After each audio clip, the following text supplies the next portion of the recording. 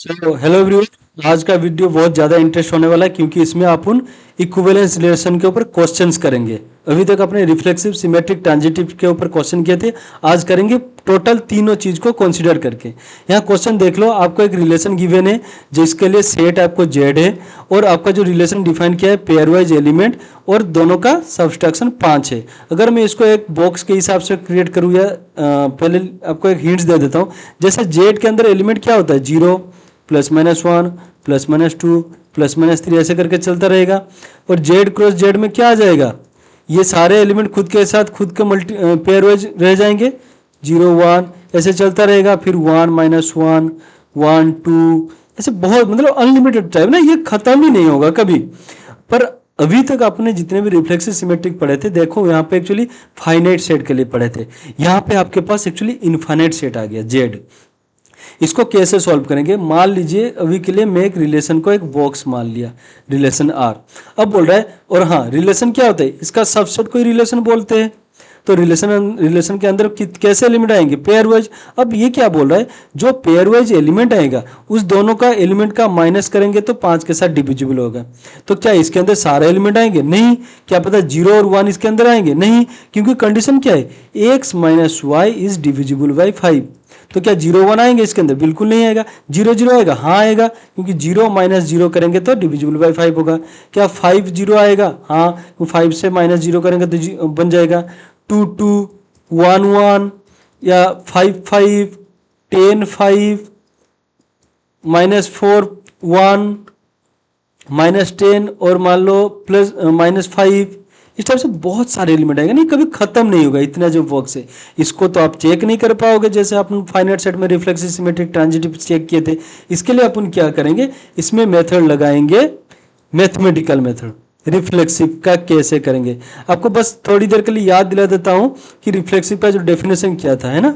Reflexive का definition क्या था, for all A belongs to कोई भी सेट ए हो, यहाँ पे जैसे जेड गिवन है, उसके लिए अपन चेक करेंगे ए बिलोंग्स टू आर पे रिलेशन। यहाँ रिलेशन आर गिवन है और कंडीशन ये है ना, ये ध्यान रखना। तो ये करना है। अब आ जाते सॉल्व करने के लिए। अब अगर देखो यहाँ पे जेड से मैं कोई भी एलिमेंट ले लूंगा, मतलब for all X belongs to Z, तो जेड मेरा क्या हो सकता है, 0 हो सकता है, 3 हो सकता है, 1 करोड़ हो सकता है, 2 करोड़, 10 के कुछ भी हो सकता है। उसके लिए मेरा गोल क्या रहेगा, डेफिनेशन के हिसाब से x, x should be belongs to R.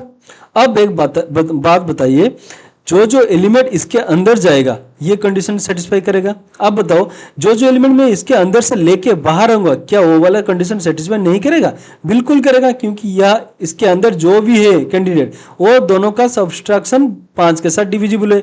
अब बोलो, अगर मैं इसके अंदर ये x, x ढूंढना चाहूंगा तो क्या करूंगा, मान लो मैंने क्या किया, x - x, क्योंकि इसके अंदर जाऊंगा ना ढूंढने के लिए, तो ये मैं क्या करूंगा, दोनों माइनस करूंगा दोनों एलिमेंट को।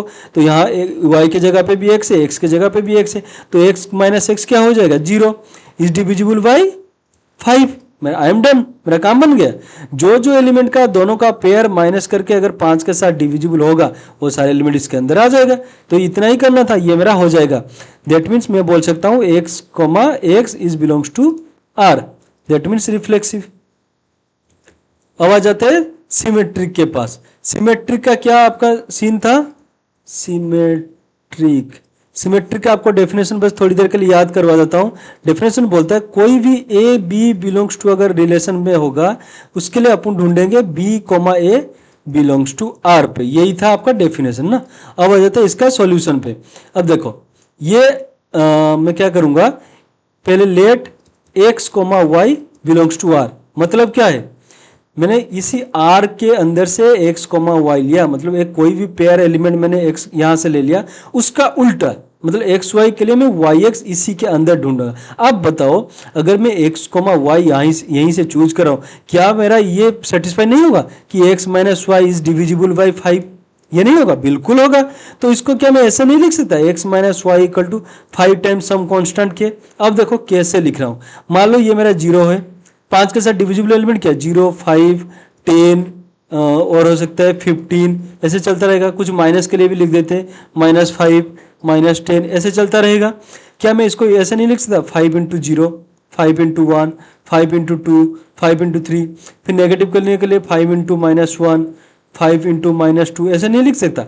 तो कुछ भी हो, क्या है 5 इंटू कोई भी कांस्टेंट, वो पॉजिटिव हो सकता है या नेगेटिव हो सकता है। कांस्टेंट का मतलब यही है, तो मान लो 5 इंटू सम कांस्टेंट के मैं k लिख देता हूँ। तो ये जो x - 1 इज डिविजिबल बाई 5 है, इसको मैं 5k लिखा। क्यों? ये कभी 5 हो सकता है, कभी -15 हो सकता है, कभी -5 हो सकता है, -10, कुछ भी हो सकता है ना। ये x - 1 यहाँ से कुछ भी एलिमेंट हो सकता है, इसलिए मैंने 5 का लिखा। अब आपको टारगेट क्या है? y में से x को ढूंढना है, मतलब गोल क्या है आपको? y x बिलोंग्स टू आपके r के अंदर रहेगा। तो y और x इसके अंदर रहने का मतलब क्या है? मैं क्या करूंगा? y - x अगर इस डिविजिबल बाय 5 हो जाएगा, देन आई एम डी। मैं बोल सकता हूं कि y x इसके अंदर रहेगा। तो इसको मैं करूंगा क्या? माइनस एक कॉमन लेकर लिख सकता हूं ना, x - y। तो माइनस टाइम्स क्या लिख सकता हूं? 5 इंटू के, इक्वेशन 1 ऑलरेडी है x - y का वैल्यू। तो इसको लिख सकता हूं ना 5 इंटू सम कॉन्स्टेंट के, तो 5 इंटू सम कॉन्स्टेंट सी कर दो, आई एम डन। क्योंकि 5 इंटू समथिंग है इज डिविजिबल बाई 5 को ही बोलता है, तो ये बोल सकता हूँ इज डिविजिबल बाई 5। तो यहां से मुझे क्या मिल गया? y, x is belongs to r। तो ये सिमेट्रिक हो जाएगा। अब आ जाते हैं लास्ट वाला पार्ट, ट्रांजिटिव ना। ट्रांजिटिव का डेफिनेशन मैंने आपको एक बार बोल देता हूं, a, b belongs to r and आपको ढूंढना है b से शुरू होने वाला element b, c belongs to r। मिलने के बाद मैं ढूंढूंगा a, c belongs to r, मतलब ये और ये ढूंढूंगा ना इसके अंदर। अब आ जाते हैं इसका सॉल्यूशन पे। अब देखो ट्रांजिटिव कैसे करेंगे। अब देखो मैं क्या करूंगा, पहले ए बी और बी सी कहां से चूज करना है? आर के अंदर से ना, मैं वही करने वाला हूं। देखो मैं क्या करूंगा, लेट कोई भी X Y belongs to R and मैं क्या करूंगा, y से शुरू होने वाला yz बिलोंग्स टू r करूंगा। तो क्या आ जाएगा? X Y belongs to r से लेने का मतलब क्या है? मैं लिख सकता हूँ ना X Y is divisible by 5। तो मैं लिख सकता हूँ ना 5 इंटू k1। सिंपल अगर yz आ जाएगा तो क्या करूंगा, y - z is divisible by 5, that is my 5k2। अब गोल क्या है आपका? ट्रांजिटिव का गोल क्या है? आपको ए सी ढूंढना है ना। तो a c should be, that is my x और जेड ना, सॉरी।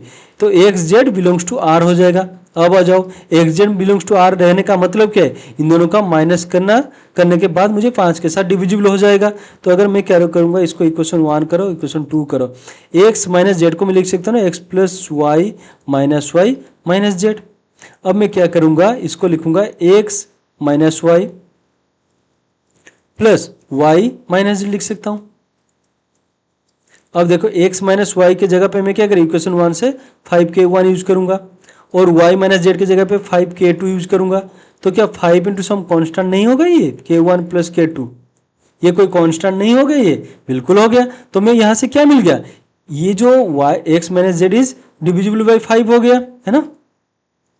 तो मैं यहां से क्या कर सकता हूं, X Z is belongs to R, यही करना था। दैट मीन्स ये इक्विवेलेंस रिलेशन बन गया है। मतलब आपको तीनों के तीनों डेफिनेशन फॉलो करके इसको हम सॉल्व कर ले। अब आ जाते हैं नेक्स्ट वाला क्वेश्चन पे, है ना। ये बहुत इंटरेस्टिंग सा क्वेश्चन है। अब देखो इस टाइप से क्वेश्चन आपको मिलने का चांसेस बहुत हाई रहता है यूनिवर्सिटी लेवल पे। अब देखो ये बोला आर एक रिलेशन गिवन है और किसके ऊपर, रियल नंबर के ऊपर, है ना। और इफ एंड ओनली केस में इसने क्या डिफाइन किया कि दोनों का माइनस करके आपको लेस देन 1 होना, मतलब आपका सेट क्या है, रिलेशन आर है ना। तो रिलेशन जो बनता है क्या है, आर क्रॉस ए का बहुत सारे एलिमेंट का सबसेट बनता है, इसी का सबसेट बनेगा रिलेशन आर ना, यही होता है। अब रिलेशन उसने क्या किया, और इसमें सारे पेयर वाइज एलिमेंट आते हैं ना, ये से। तो रिलेशन क्या बोल रहा है, दोनों एलिमेंट का सब्सट्रैक्शन अगर लेस देन 1 होगा तो आप दिखाओ it is not an equivalence relation. आ जाते हैं आंसर पे, देखो क्या करना है।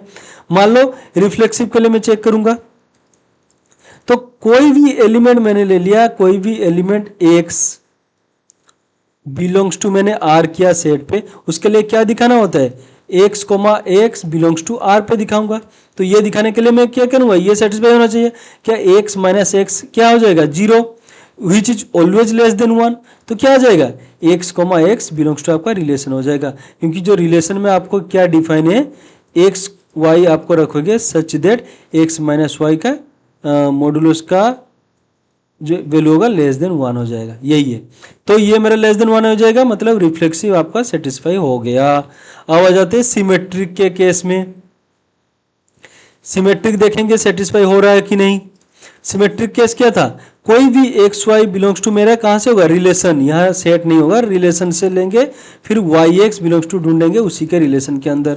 अब देखो यही डेफिनेशन अगर मैं लिया let X Y belongs to, अगर मैं रिलेशन से ले रहा हूं तो दैट मीन्स क्या है, रिलेशन से आएगा मतलब क्या है, उन दोनों का सब्सट्रैक्शन लेस देन 1 हो जाएगा। तो मैं लिख सकता हूँ X minus 1 Y is less than 1, यही होगा।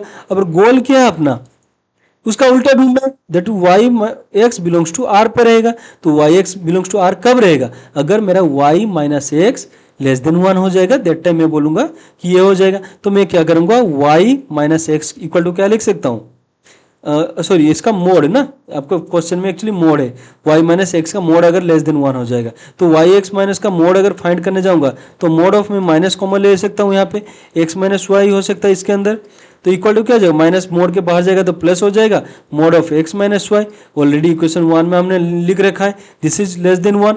तो वाई माइनस एक्स का जो मैंने लिया था वो लेस देन 1 दिखा दिया, तो इट इज सिमेट्रिक हो जाएगा। क्यों, क्योंकि Y minus sorry Y X belongs to आपका रिलेशन के अंदर एग्जिस्ट करता है, दैट इज सिमेट्रिक है ना।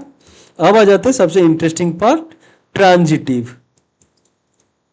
ठीक है, अगर आप इसको प्रूफ करने जाओगे तो बीच में आप फंसने वाले हो, मोड फंक्शन की वजह से फॉर्मूला इशू होगा। आप एक बार ट्राई करना इसको प्रूफ करने के लिए। मैं आपको एग्जांपल देके इसको डिस्कार्ड कर देता हूँ।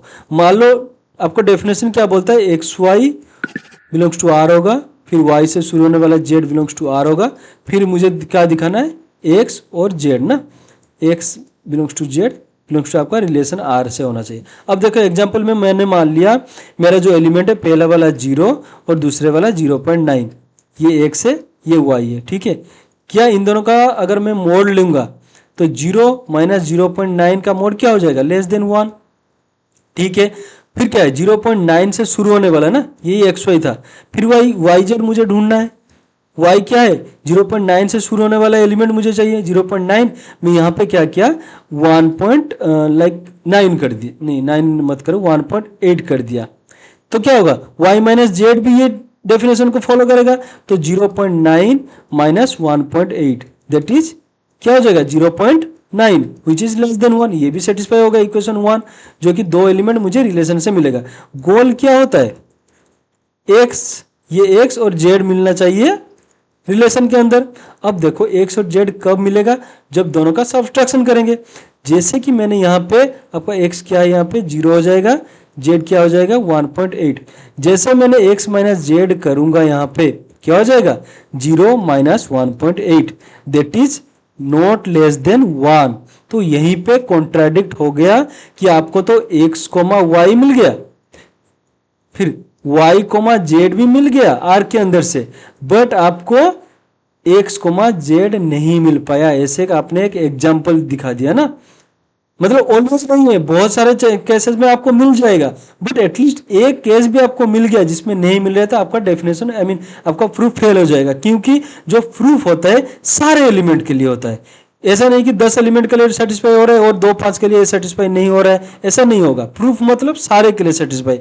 हमने एक एग्जाम्पल दिखा दिया जिसने डज नॉट बिलोंग्स टू किया, that mean it is not my transitive, sorry not transitive तो हो गया, मैं अभी बोल सकता हूं नॉट इक्विवेलेंस।